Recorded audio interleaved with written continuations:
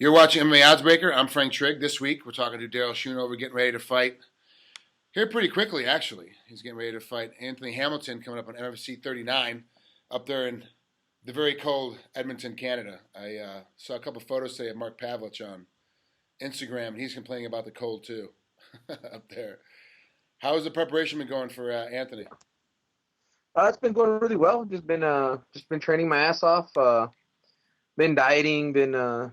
You know, to cut everything out. It kind of sucks that it was during the holidays. So I hope he's been doing the same thing because I haven't been eating like I normally do. I haven't been drinking like I normally do. So Now, you're fighting heavyweight, so why are you trying to cut? Like, why are you dieting? I'm just trying to diet, eat healthy. Oh, okay. Get, like fight preparations, everything you would normally do. You know what I mean? I'm not gonna keep eating fast food or whatnot. Yeah, no, I thought maybe that you were pushing over the top of that 265-pound limit and you're having to diet back down again. I Oh didn't no. think so. Okay, that makes sense. What? Right now I'm like 250, walking around 255. Oh, good. So it's your normal weight. You usually weigh in about somewhere between 242 and 252, depending on how much you've had to eat or drink that day. And so, like being around 250 is about right for you. Yeah. For the weigh-ins, I'm hoping to be around 245 around there. I think that'll be average. Okay. Are you worried about the weather up there in Edmonton? I know you're gonna be inside, the entire time. You're not gonna be outside too much, but it's gonna be cold even in the building. It's not the Expo Center is not the warmest place. I've been up there a couple times myself. It's not a very warm place to be in. Is that gonna be hard for you to get warmed up and get ready to go for the fight that night? Um, because I'm from El Paso. I'm a desert rat. I'm used to the heat, man. So I think it will affect me, but I think during the fight, or warming up for the fight, I think I should be fine. I'm gonna be in a different mindset. I'm gonna be ready to go. Well, let's talk about that mindset. What kind of mindset do you get into? Because some fighters are like, I've got to hate his mom. I've got to hate him. I got to make some kind of beef with him, in my own head, so I can go out there and do battle. And other guys are like, it's just another guy. It's just business, and I just have to go out there and kind of put it together. What kind of mindset do you use when you fight? Well, with me, honestly, I go in there and I try to stay as calm as possible. You know what I mean? And I don't like working myself up. I don't like getting pumped up with crazy music. I usually listen to Michael Jackson.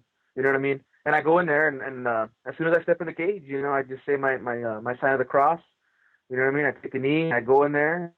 I know as soon as I get there, it's game time. And no matter what happens, I'm gonna fight my ass off. I'm not gonna quit. And as long as I try my hardest, I'm pretty sure I'll come out with a win.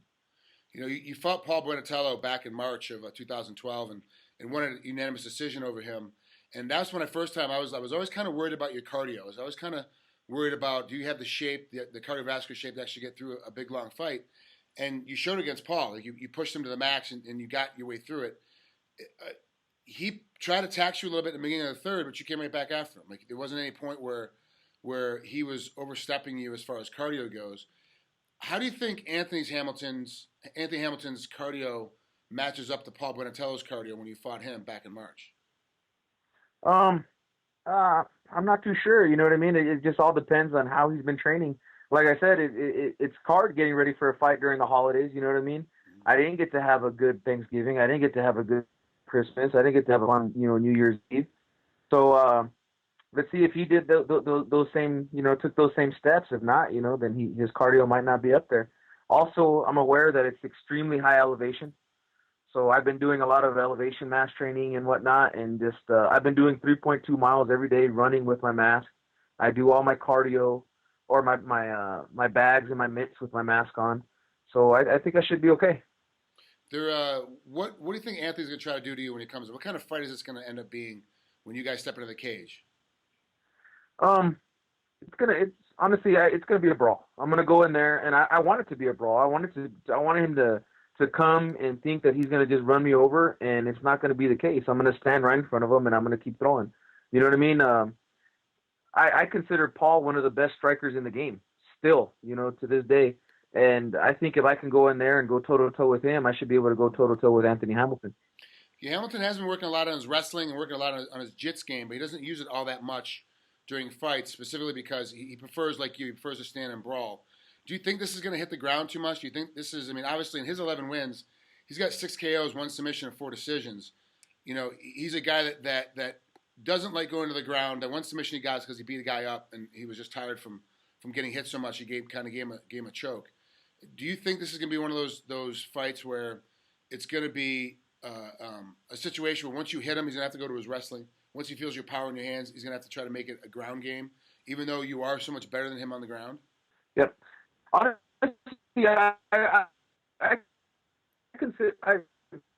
already know he's going to go for the takedown. He trains with Greg Jackson's. He used to coach me on The Ultimate Fighter. They know what kind of stand-up I have. And I've already have the mindset that he's going to go for the takedown. If he wants to stay up with me, then great. I would love that. But at the same time, I'm ready to fight those. A handful of submission wins as well, so I'm not too worried. All right, Darrill, thanks for coming on here and spending a couple minutes with us here at MMA Oddsbreaker. I appreciate it. Good luck coming up here against Anthony Hamilton on January 17th up there in Edmonton. It's going to be a good night. It's going to be a good week of fighting all the way around. There's several cards going on, and I can't wait to see this main event. Yeah, I can't wait to go in there, man. I've been pretty much every minute of the day I've been thinking about it, and it's getting to me now. I really want to step in there already and make this happen. All right, beautiful. Thanks, Darrill. We'll talk to you soon, bud. All right, thanks, Frank.